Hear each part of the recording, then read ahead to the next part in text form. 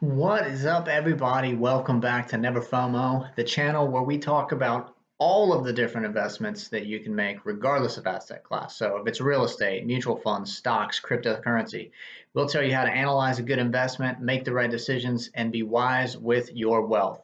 So, before we jump in, do me a favor and smash that like button, reach over and hit the subscribe so that you see everything that I'm putting out for you as soon as it hits the market.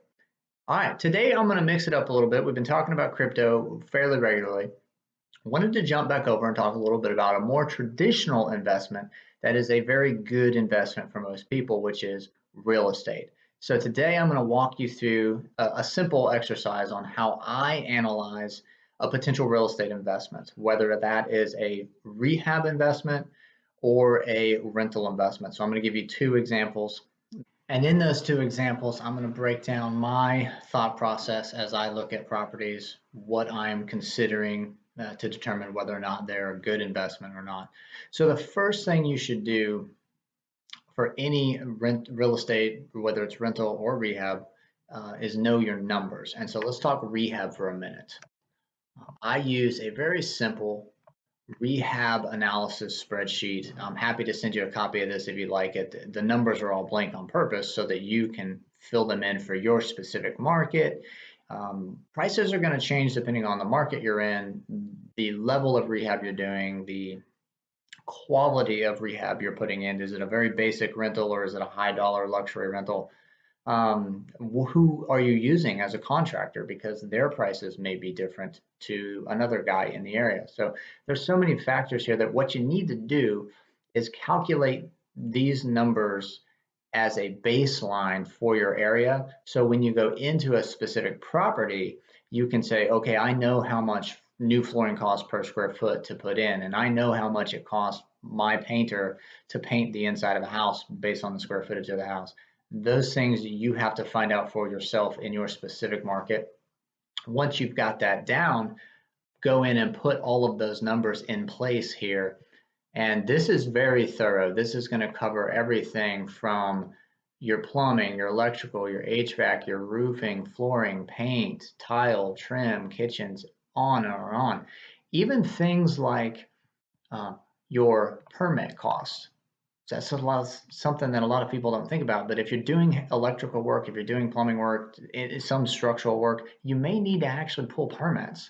Dumpster costs, right? If you're going to go in and you're going to demo a rehab project, you're going to make a mess, and you need something to contain all of that mess. And so when the time is right, you can haul it all away properly. And so don't forget about your dumpster rental. In most markets, it's roughly $500 a day and about a $500 initial deposit. But it may vary in your market. You may have a dumpster rental company that'll do it for a better price. You got to know those numbers ahead of time. So you're going to fill this in so that you know all of your individual numbers, either on a unit cost basis or on a square footage cost basis, depending on which part you're looking at. That will help you determine individual rehab project costs in the property in question. So let's take a look. This is what that looks like. Now, this particular example I'm giving you is an actual property in my area that I went into with my contractor, and I ran the numbers based on a rehab project I was thinking about putting together. I don't do theoretical. I don't throw some abstract information at you based on some fictitious scenario. This is an actual property and actual rehab numbers based on a scope of work that we put together. So, as you'll see, needed a new roof. HVAC was okay, but we were going to budget for a new one anyway. Appliances, kitchen counters, bathrooms, flooring, basement, landscaping, paint, trim, on and on. The total rehab budget was going to cost about $33,000. Now, always, always, always give yourself about a 10% buffer for cost overrun. Maybe you missed something, and that's that, I didn't realize we were going to find this when we pulled up the flooring. Or maybe it's a cost overrun because you ran out of a particular thing and the market changed and supplies have gone up. And so the lumber you thought you had to buy is now 50% more expensive, and that brought your costs up. So always budget about a 10% buffer. It's better to save money on your rehab project than to be over budget, because that's going to eat into your cash on cash return on investments. Do not do that to yourself. So in this case, 33,000 was our budget. We estimated about 3,000 for overrun. That put us at 36,000 total. After that, I went in and I calculated based on what I was going to buy it for, how much does those cost metrics break down to. So in this case, it was going to be a $170,000 purchase with a 20% down payment, 30-year fix, kind of a standard mortgage. After the down payment and the closing costs, I was going to be into this for about $35,000 plus the $36,000 in rehab budget. That's $71,000 of my money that I had to put into the project. Now, calculating the mortgage, right? 30-year fixed PITI based on the mortgage after the down payment. Always run your mortgage numbers based on PITI. That's principal, interest, taxes, and insurance. You need all of those numbers to make sure that you're accurately reflecting what you're going to be paying on a monthly basis on the mortgage so that you can get proper numbers down the road. On this case, rental income was going to be about $1,500 a month. I was being a little bit conservative there, but I always like to err on the side of caution and be conservative with my numbers. Now, I've talked before about these rules of thumb, and I told you that I'm not a big fan of them. So let's break some of those down. The 1% rule would tell you that if I was going to buy this property at $170,000, I would need to be able to rent it at $1,700 for it to make sense. Well, clearly that's not the case here. I'm at $1,500. So the 1% rule is out the window here.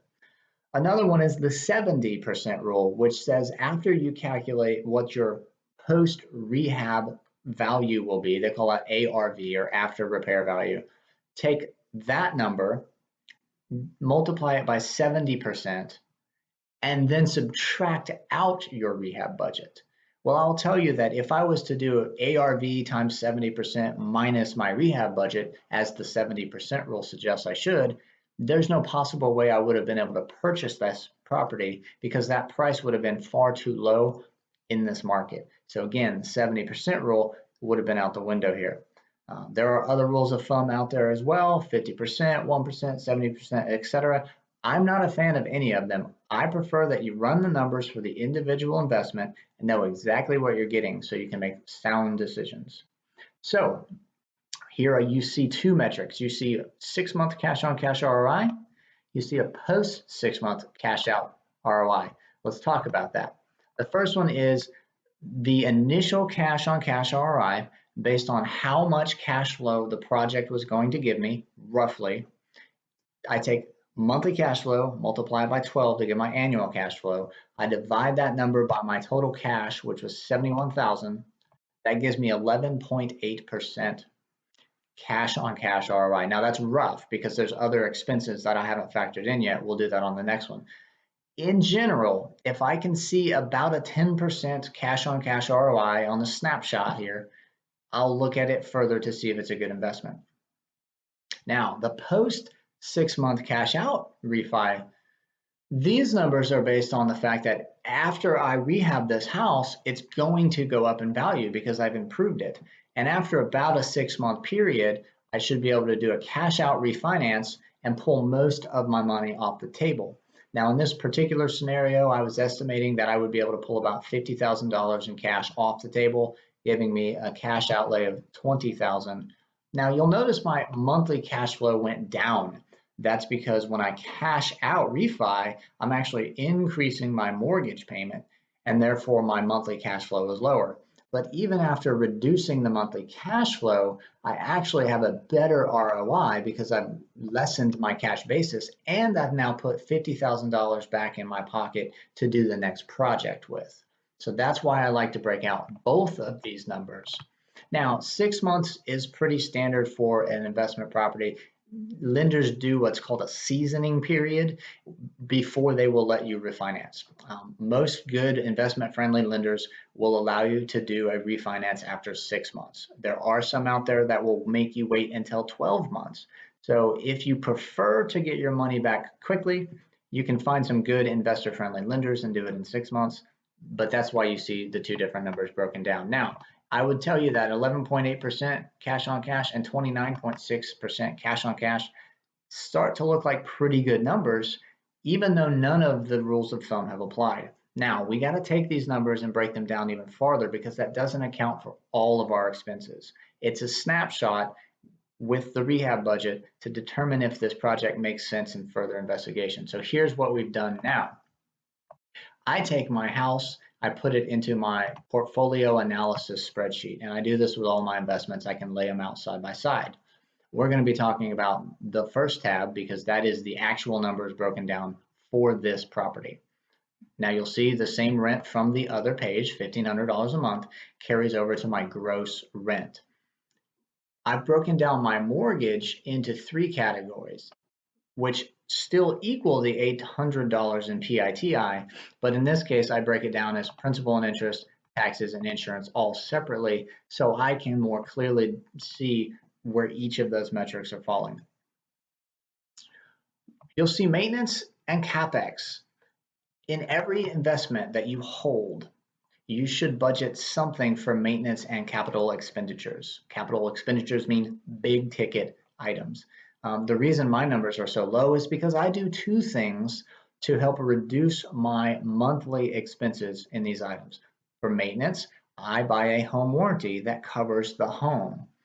That home warranty will cover things like a plumbing leak that needs to be addressed, an appliance that might need to be repaired, some small thing inside the house that needs to be fixed.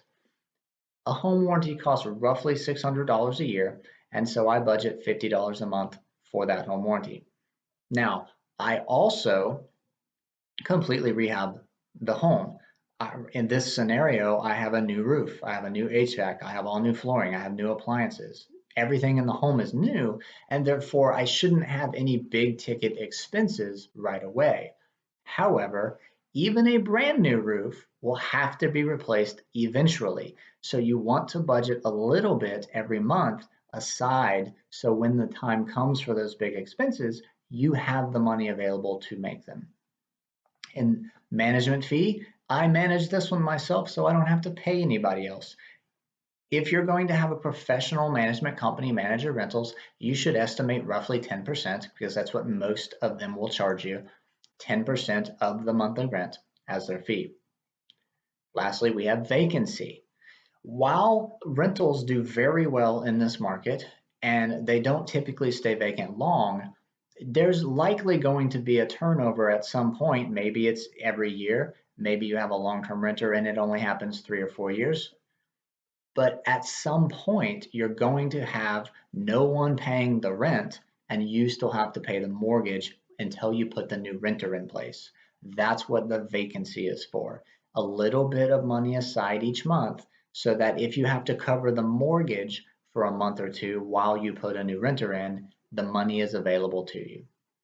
Breaking down all of those, we get a total expense of $985. That's very important because that expense is going to determine ultimately how much cash flow I have between the rent and my expenses. If there are areas that I think I can trim down on my expenses, I might be able to tighten this up later and improve my cash flow. In this scenario, we had a $1,500 a month rent and a $985 expense, leaving us with a monthly cash flow of $515. Now, we break out ROIs on an annualized basis. So we're going to use a yearly multiplier. 515 times 12 months in a year gives us $6,180 in annual cash flow. Now let me stop here for just 1 minute because I told you earlier the 1% rule did not apply. The 70% rule did not apply. None of those rules of thumb applied to say this was a good investment, but yet here we are looking at $500 a month in free cash flow, $6,000 a year. Now, here's a quick project for you. Go online and look up a high yield savings account and tell me what the interest rate is paying you annually. Hint, it's well below 1% right now. So even if you found a high yield savings account earning you 1% on your money, you would need $600,000 sitting in a bank in order to generate that $6,000 a year. That becomes a pretty good investment considering we only put $71,000 into the project And after we refinanced it, we got 50 of it back. Now, that's a cash on cash return on investment of 8.7%. You can get good quality mutual funds that will earn you 8% most years, but no one's going to pay down your mortgage on the property while the appreciation creates more equity, thus giving you the ability to tap that equity for further investments. And when you're all done with it and you're ready to retire, you could potentially cash out those investments by selling them and put money into anything else. Real estate offers far more benefits than just the monthly cash flow, but on a percentage basis, 8.7% return on investment is pretty darn good. Also understand that every year you're likely going to increase your monthly rent while most of your expenses will stay very much the same, thus increasing your cash on cash ROI in following years. Now, the post refi cash on cash, after we did that 6-month seasoning period, we pulled 50,000 out to use in another project. We now only have a cash basis of 21,000 and we're still making that 6180 annual cash flow. That gives us a 29.4% cash on cash return on investment. Now listen, even the best mutual funds in the world aren't going to consistently earn you anywhere near 29.4%. Real estate is a very sound investment if you choose wisely. Okay, so that's a rehab project and a basis of how I break down my numbers. Let me move on to the second tab here because you'll notice that the numbers are quite different. And this was actually not a rehab at all. This was a vacation rental condo in North Carolina that my wife and I purchased not that long ago. And so what you see from monthly rent is actually taken based on a nightly rental rate times the average vacancy of the year broken down into a monthly average. So I take the average nightly rate and the average vacancy for the year divided by 12. That gives me a monthly gross rent. And it is an estimate because each month fluctuates slightly, but you break it down over the annual and it comes out pretty well. So mortgage. This was actually a very inexpensive purchase. And we did the same thing, 20% down, and the mortgage is actually only $400 a month. Property insurance and taxes are very low as well. In this case, I have nothing for maintenance and CapEx because this is a vacation condo in a professionally managed resort. So all of the maintenance items are covered by professionals. I don't have to do any of that. Now, for that, I pay some cost. You'll notice my management fee is $745 a month. Again, that's a 25% management fee that changes based on my average gross rent for the month. But even so, that's self-managed, that's professionally managed, on-site, maintenance included, marketing included, hotel services and turnover included. That's all inclusive for 25% management fee, plus a $431 homeowners association fee to maintain the big ticket items like the roof of the structures, any improvements, all the amenities that the resort has, a pool, a sauna, a tennis court, et cetera, et cetera. Now, breaking down all of those costs, I have total expenses of $1,706 and monthly cash flow of $1,274. Again, we multiply times 12, $15,288 per year in free cash flow after all of those expenses I just talked about.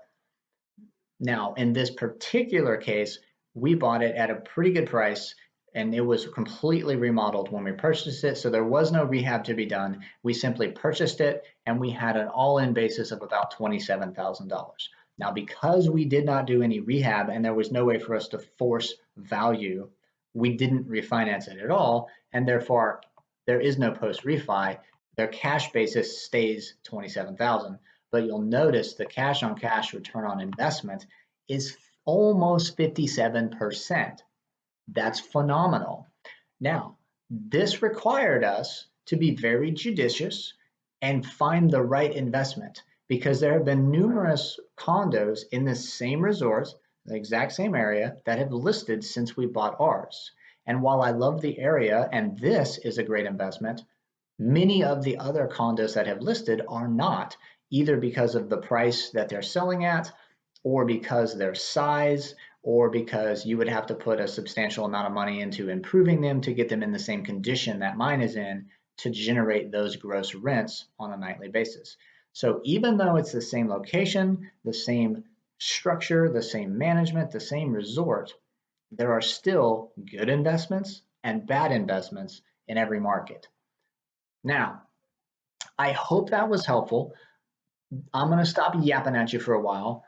That's just a quick snapshot to tell you what I do and how I do it when I'm analyzing real estate investments to see if they're a good deal. They're not all good deals, but you don't know until you run the numbers.